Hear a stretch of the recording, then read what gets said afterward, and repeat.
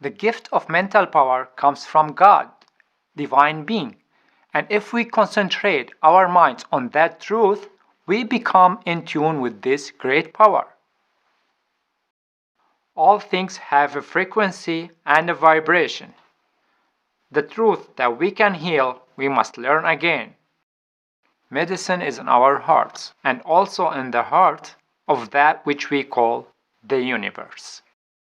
If you want to find the secret of the universe, think in terms of energy, frequency, and vibration.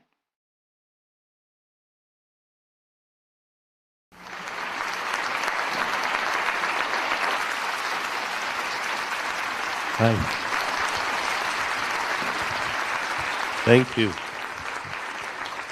So if you look at future trends, the number one trend in the world today is well-being.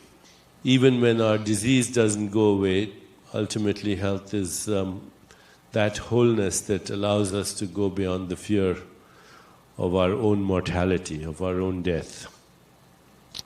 So immune cells, T cells, B cells, macrophages, lymphocytes, which, as you know, protect us from things like cancer and infection and degenerative disorders and the ravages of aging. When we started to look at immune cells, we saw that on the cell walls of these immune cells, there were receptors to the neuropeptides that were the molecular substrate of our emotions.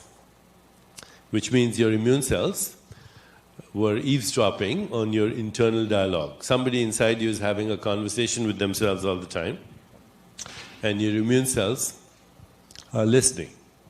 As scientists from the fields of neurology, neuroscience, physics, mathematics, as they began to put their heads together, a few scientists, not all, a few innovative thinkers began to realize that actually what we call the mind or what we call our consciousness is not localized in our brains or even our bodies.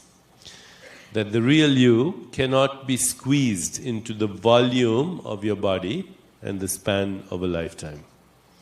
And I began to recognize, and lots of other people as well, that we were slowly getting insight into a new paradigm for healing.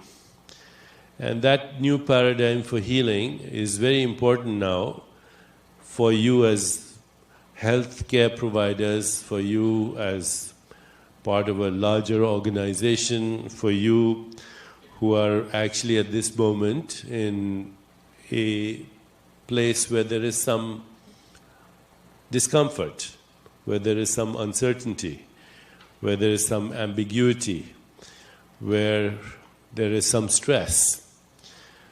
And you could look at it that way, or you could also say this is a period of punctuated disequilibrium where there is the opportunity for a very creative way to respond to what's happening. We must be the change before we can make a difference. Making a difference comes after we are the change. I think there are three components to this great transformation that we have the opportunity to participate in. Number one, we have to be the change that we want to see in the world. Having become the change that we want to see in the world, we want to make a difference in the lives of people that we interact with. That includes our personal relationships, that includes our families, that includes our professional relationships, and that includes our communities. But we will not be able to make that difference unless we are the change ourselves. Making a difference comes second. And then the third thing, the third component of that transformation is we have to share our stories with each other. We have to share the stories of that transformation with each other. We can do those three things, then we are participating in meaningful transformation. And right now, what is really happening in our understanding of both ourselves and the understanding of biological organisms and the understanding of health and illness and the understanding how nature behaves is that a new paradigm is emerging. And that new paradigm says that at the deepest level of our existence, everything is interdependently co-arising. That at the deepest level of our existence, we are members of one body. That at the deepest level of our existence, we are not only members of one body, but we share the same breath, we share the same energy, we share the same information, we share the same thoughts, we share the same emotions, and ultimately, we are part of one consciousness. With every breath that you breathe out, you put out 10 to the power of 22 atoms into the physical biosphere. 10 to the power of 22 atoms. That's a lot of material. With every breath that you breathe in 10 to the power of 22 atoms from the biosphere. We are sharing our breath, but as a result, we are intimately sharing our bodies with each other as well. The great American poet Walt Whitman said, "Every atom that belongs to you as well belongs to me." We are sharing our thoughts, we are sharing our emotions, we are part of one energy field. We use it in our technology. I believe everyone here is very savvy in the world of technology. And if you understand technology, today's technology, information technology, then you really do know at a deep level that all the technologies that we use today, whether it's surfing the information highway on the internet, or using email, or texting each other, all these technologies are based on a very fundamental premise in science. And that fundamental premise in science is that the essential nature of the material world is that it's not material. That fundamental premise in science is that the essential nature of the physical world is that it's not physical. That the essential nature of the stuff of the universe is non-stuff. That's the first thing. The second thing that scientists agree upon is that in the discontinuity, there's a phenomenon called non-local correlation. Non-local correlation means everything is inseparably synchronized and in harmony with and coinciding with everything else. That the essential nature of the physical universe and of biological organisms is that they are part of a harmony, and that this correlation is faster than the speed of light. It's instantaneous. It does not require the exchange of energy or information signals. That biological organisms are expressions of this. The human body, for example, has 100 trillion cells, which is more than all the stars in the Milky Way galaxy. Every cell is doing 100,000 activities every second, and every cell instantly correlates its activity with every other cell.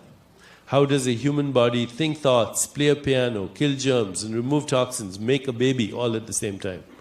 And whilst it's doing that, it's tracking the movement of stars and planets, because your biological rhythms are the symphony of the total universe.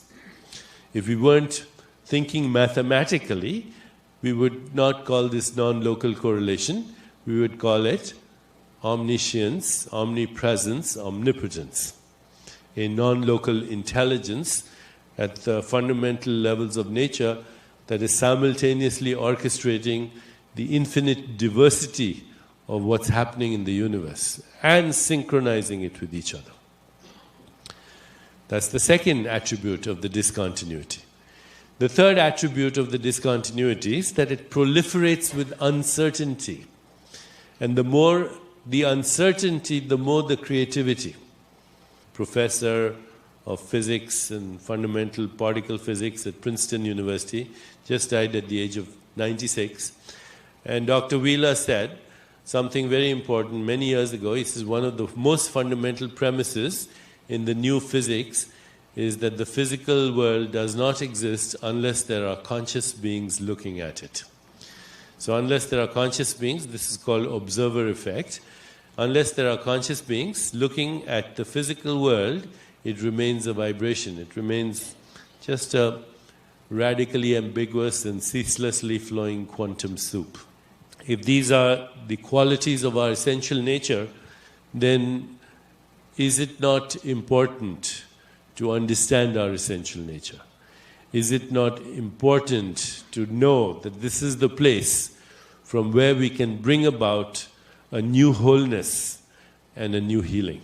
Today we know that when there is the relationship of love between a caregiver and a caretaker, and the recipient who's getting the care, if there is just that emotional exchange of love and caring, then there's a phenomenon that occurs. It's called limbic resonance. Your limbic brain is that part of your brain that regulates your biology, your autonomic nervous system, your hormonal system, but it's connected to your emotional state. And when you are in that state of happiness or internal euphoria or internal ecstasy or internal joy, which is the state of your soul, then your limbic brain resonates with the limbic brain of others. And when it does so, the limbic brain of others starts to resonate and be regulated by who you are. We have a little understanding of what healing is now. Healing is self-regulation and the restoration of homeostatic mechanisms that occurs as a result of limbic resonance, limbic regulation, and limbic revision, which means there's a transfer of healing energy between the caregiver and the recipient. But if the caregiver is not healthy themselves, there is no limbic regulation, there is no limbic revision. Going back to an ancient dictum where even Hippocrates said that the first thing is to heal yourself. And if you do, you heal the others. That's the highest level of feeling. The highest level of thinking, is creative. And creative thinking can never occur when we have metaphors of violence. Creative thinking is to understand that in every obstacle there is the possibility of a higher level of expression. That there's a creative solution to every problem, and all we have to do is have an intention for the intended outcome, feel the emotional energy that is surrounding that intended outcome, and then surrender to the unknown, which is the discontinuity of our own souls. So great leaders never ignore coincidences. Coincidences are messages from the divine. In fact, the essential nature of the mind of the universe is that it's a mind of synchronicity. It doesn't think in terms of direct cause-effect relationships. It thinks in terms of interdependent co-arising. And when you understand interdependent co-arising, then you move to a deeper domain of intelligence, and that intelligence is contextual, it's relational, it's holistic, it's nurturing, it does not have a win-lose orientation, it literally eavesdrops on the mind of the universe. How do you nurture that kind of intelligence? The first way is that you look at the world as an extension of your own self. We have these artificial distinctions, me, my organization, and my environment. But it's all one continuum. Me, my family, my community, my organization, and even the forces of nature, they're all one continuum. They're all me at a deeper level. Those trees out there, they are my lungs. The rivers and waters, they are my circulation. The earth is my body recycled. This air is my breath.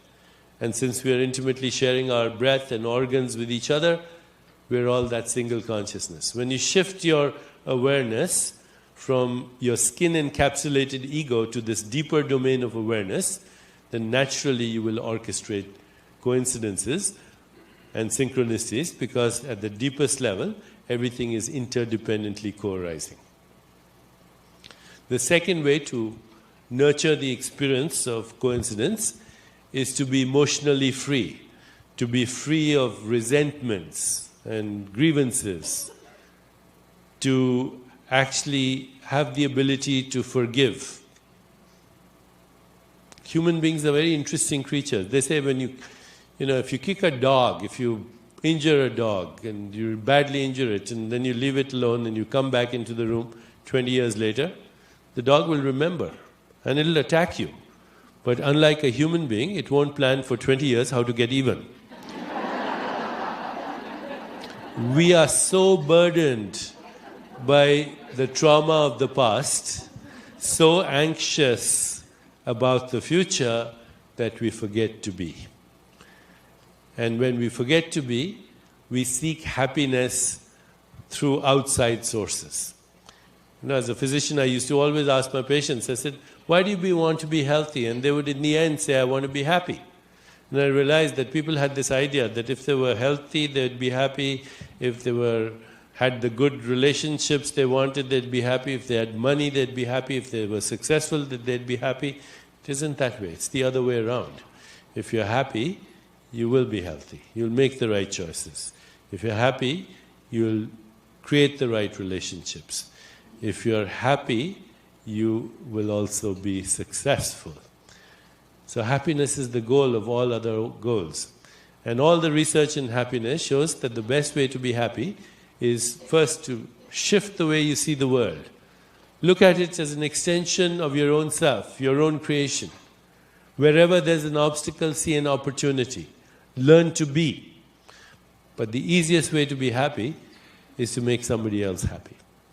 And when you do that, you recognize that you're happy because others are happy, because you're part of a non-separate self, that the deepest part of your being is connected to all the consciousness that exists in the total universe. So to be emotionally free. It is also to understand the power of intention. That intention has its own infinite organizing power. Intention can orchestrate coincidences if we understand that intention is also a force in nature. And then when intention comes from the absence of ego, when it comes from an attitude of detachment, when it comes from a place of love, then intention orchestrates its own fulfillment. Synchronicity is also accelerated when we harmonize the masculine and the feminine in our own being. For too long has humanity focused on the masculine forces in nature, conquest, predation, action, when in fact the forces of nature also express immense beauty, intuition, nurturing, tenderness, affection. And unless we bring back these feminine forces in our own lives, in our own structures, in our own communities, there will not be complete healing. And finally, coincidence happens when you pay attention to coincidence. The more attention you pay, the more you ask yourself, what does it mean? The more likely it is to happen. And the more you are likely to seek the opportunity that is inherent in the coincidence. So my friends, that's a little bit of insight into how a new consciousness is emerging. And that new consciousness will emerge if we create a critical mass of intentionality. That's what we want. Right now, the consciousness that we have for our environment, the consciousness that, and by the way, Canada is probably number one in the world in this consciousness for a new environment, in the sanctity of nature and the policies that influence that we will take good actions to reverse climate control. But that consciousness that we have for our environment, that emerging consciousness that is taking us out of ethnocentric boundaries and prejudice, that emerging consciousness that says that health and well-being are the most important trends in society, that emerging consciousness that is asking for a new creativity. Now we need to create that critical mass of intentionality. One of the most interesting things in nature, which reflects a quantum leap in evolution, is when a butterfly emerges from a caterpillar. I don't know if you know the exact mechanism, but at a certain stage of its life, a caterpillar becomes a consumer, in that it consumes more than its metabolic needs. At that moment, the caterpillar's body starts to die. It's something important that we must remember, that when we consume more than we need, then that sets the stage for decay. But in the body of the caterpillar, there are a few cells that are called imaginal cells. That's what the scientists call them. And these imaginal cells start to gather in clusters, and they start to connect with each other. And then they start to use the dying body of the caterpillar as their nutritive soup. It becomes the culture medium in which they thrive. And one day the connectivity of the clusters of the imaginal cells reaches a critical mass. The body of the caterpillar has been totally consumed, and a butterfly emerges. And a butterfly is not a worm with wings. It's a new creature. It has new eyes, it has wings, of course, it has navigational skills, a new musculoskeletal system, a new metabolism. It's a quantum leap of creativity in nature. When the evolutionary biologist who was explaining this to me, she was telling me about this, she said, it's like you took your bicycle to the repair shop, and then you went to pick it up, and there was a Gulfstream jet. And it was the same stuff. That's a quantum leap. I think we are a cluster of imaginal cells here, otherwise we wouldn't be here.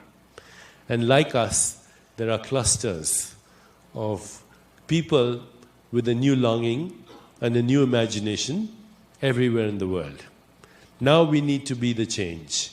Now we need to make the difference. And now we need to connect with our stories.